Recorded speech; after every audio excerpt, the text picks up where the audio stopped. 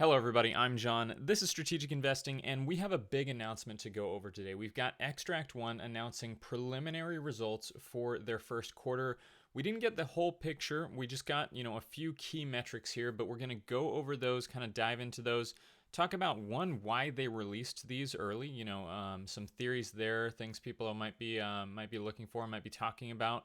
Also, just talk about what these numbers actually mean for the quarter, compare them to last quarter, what they mean as far as profitability, things like that. A lot of people are looking at that gross profit number. So we're going to take a look at all of that, and let me just jump right into it here. So what we got here, we really got 4 bullet points. Again, we didn't get the full picture. We haven't seen any of their expenses, things like that.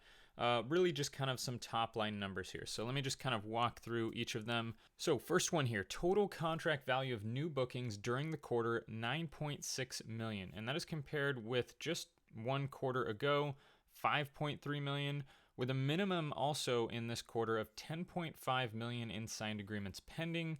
Those are pending installation, and compare that to a quarter ago that was 10.4 million. Okay, so not a huge increase there. We'll kind of talk about why some of that is. Next one here, expected contractual backlog in the range of 8.2 to 9.4 million here. So first of all, this is great. Even at the low end of that range, we're looking at more than double last quarter's contractual backlog. The second thing here though is, and any of you guys out there, you can, tell me if I'm missing something. I don't see why they're giving a range here, especially a range that big, $1.2 million or like 20%. The quarter's been over for 3 weeks now. They probably know exactly where this backlog number is. So, this range seems like it's really kind of just for show, and then they come in and they give us the results and it's really close to that 9.4 number. So it looks like it's at the top end of the range, but I could be wrong. I could be missing something. You guys let me know why, they might not actually know the exact number at this point. But either way, like I said, whether it's 8.2, whether it's 9.4, even at the low end of that 8.2, we're still doubling the last quarter's backlog, not the last year's backlog, the last just one quarter ago. So regardless of where that actual number falls into the range, it's amazing. And so the third point here, record revenue in the quarter, again, in a range, at least this range is somewhat smaller, but range of 2.9 to 3.2 million. So again, either way, where this falls in the range, we're looking at a great number here. Revenue just from the last quarter growing over 60% at the low end of the range. I think around 70% or so at the upper end of the range. So huge revenue growth here. That should really cut down on cash burn as well. And finally, the last metric we get, and this is actually a metric that we haven't gotten before, gross profit margin of between 64 and 67% for the 3 quarters ended October, basically the last quarter. Q1, and that is comparing that to Q1. The previous ones are comparing it to the prior quarter, just one quarter ago.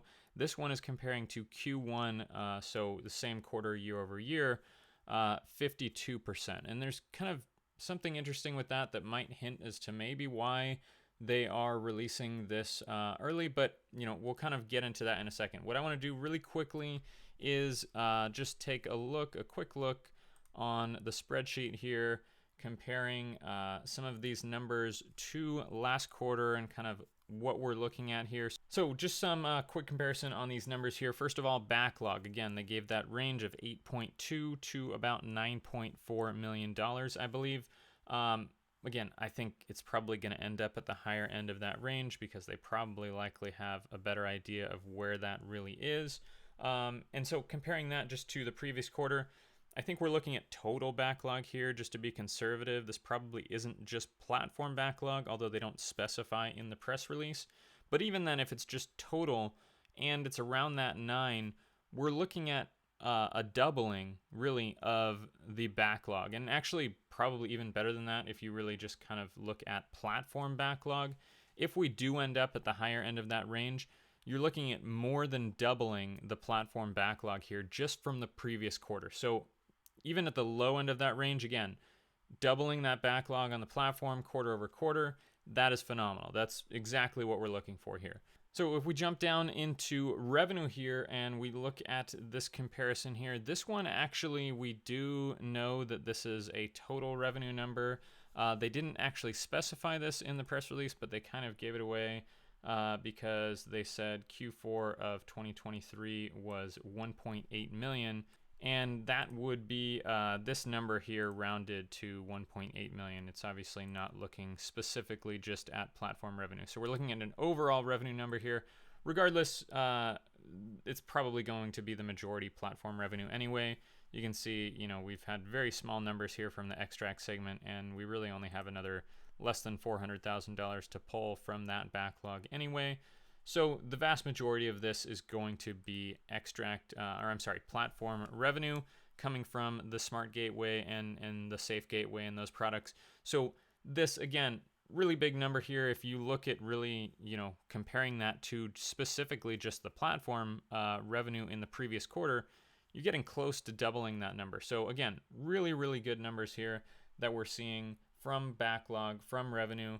And lastly here, we're looking at this signed agreements pending, not really a big increase, but that is because they were able to convert a lot of the signed agreements pending that they got in this quarter and or in the previous quarters through into revenue and backlog. You can see here again from the announcement in the prior quarter, Q4, they did 5.3 million in additional bookings, which was amazing, by the way. This quarter, even better, almost doubling that to 9.6 million here.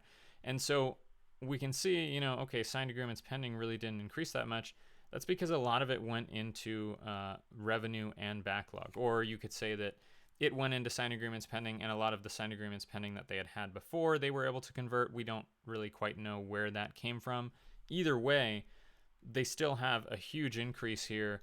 The reason that this is not as big of an increase is because they were able to convert a large chunk into actual signed contracts, producing revenue, producing that recurring revenue that's really important, that investors really love to see.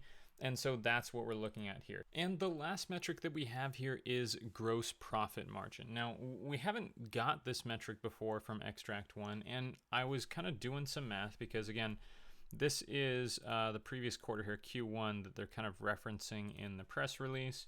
Q1 of 2023, 52% gross profit margin, and they're expecting 64 to 67% in Q1. Now, this kind of gets into one of the reasons that I think they may have reported these preliminary results. And this is just speculation, my opinion, take it for what you will. But I think possibly one of the reasons that they may have reported early is because they plan on maybe changing some of the ways that they're reporting their earnings going forward. And one of the reasons that I kind of think this is, in the last earnings call, Kathy made a reference of talking about several different metrics, including gross profit, including I think, number of installed units and whatnot, that they're planning to give soon in some of the financial results. So that kind of tells us, one, that they do plan to at least add stuff to the financials that they're reporting here.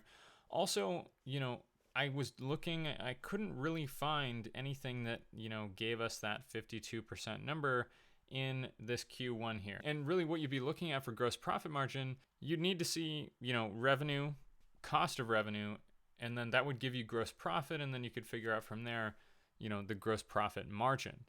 They don't give cost of revenue in the way that they report. They don't really report in a way that gives cost of revenue or cost of goods sold, depending on how you report it. And so that kind of also leads me to believe that they might be changing kind of the way that they're reporting, because they would really kind of have to show us how they're getting that 52% number. If you look at what they report here, kind of the closest thing you might be able to get to revenue and cost of revenue. Obviously we have revenue. Okay. That number we do have. What we don't have is cost of revenue. And the closest you can probably get to that is maybe hardware. Even if you take the hardware number and you compare it to platform revenue, that gives us more like 62% in the last quarter. Maybe, in one of these other metrics here, they're kind of pulling from that, including that in kind of what you would see as a cost of revenue or as a cost of goods sold. That is kind of where we're really going to see the gross profit and the gross profit margin. And one of the reasons that they possibly might change the way that they're reporting their numbers is if they're planning on listing, which they are, or uplisting to the NASDAQ. We don't know when, but we do know that is the goal, right? And a lot of US investors really prefer GAAP accounting, and they don't currently do that. And for those of you guys that are in Canada, for those of you guys that are international, other countries that don't live in the US, GAAP accounting is essentially the kind of general accounting standard for companies, US companies listed on a major exchange. So if you look at pretty much any of the large US companies that are on the stock market, you're going to see right at the top of their income statement revenue, cost of revenue, and gross profit. That's kind of pretty standard for most companies in the US. And that's what that's where you would get that gross profit margin number from. And so maybe they do plan on kind of changing the way that they report their earnings. And again, that would also be a reason to give us these preliminary results, because if we get, the results when they report that day and they're all in a different format, different numbers, different categories, we'd be like, okay, well, how do we compare this? And they're likely going to give us, they're probably gonna have to go back and redo the last at least year or so in the new format just so that we do have a comparison. But it's going to be hard to really do a lot of that quickly. So they probably, again, this is just speculation. If they give us these numbers in the familiar metrics that we've been used to them reporting in, at least now we know generally kind of how the quarter went. And now if we see, a new accounting format, a new financial reporting format from them in the quarter, at least we already kind of have an idea of how the quarter went, and then we can kind of really dive into those numbers, and digest all of the new ways that they're reporting. So again, just kind of my own speculation, but I think that could possibly be one of the reasons that they're reporting early.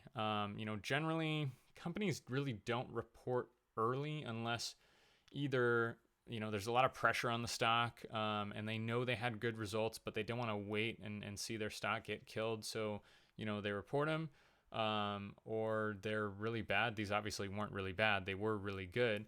But I didn't really see, at least from what I could tell, there wasn't a huge amount of pressure on the stock. Another possible theory, again, pure speculation, and I don't know the rules on this one, but maybe releasing the preliminary results removes the blackout period, which, maybe there's some executives, some insiders that really want to buy in at these prices before we get a huge boost, and releasing preliminary results kind of maybe removes that blackout period. Again, I don't know the specific rules on that. Maybe we'll have to keep an eye on the insider reporting for trading, but again, just another theory, another speculation. Any of you guys that know the rules on that, you guys can let me know whether I'm right or wrong on that. But, all of this speculation aside, why they reported early, things like that, the bottom line here, the numbers were phenomenal. Last quarter's numbers were great. These numbers were even better, okay? And obviously we don't have the full picture. We don't know the expenses, but we'll have to see. I personally did buy more stock today. By the way, apologies to those of you in the Discord server. I didn't mention that, but I went out and I added to my position a little bit because these numbers just were too good. So anyway, I really am excited to see what we actually get in the full report. I think that's December 7th. You guys let me know in the comments below what you guys thought of these numbers. Again, maybe some of your theories, why they reported early or why they gave us these metrics early. But other than that, I will see you guys next time. Have a great rest of your day.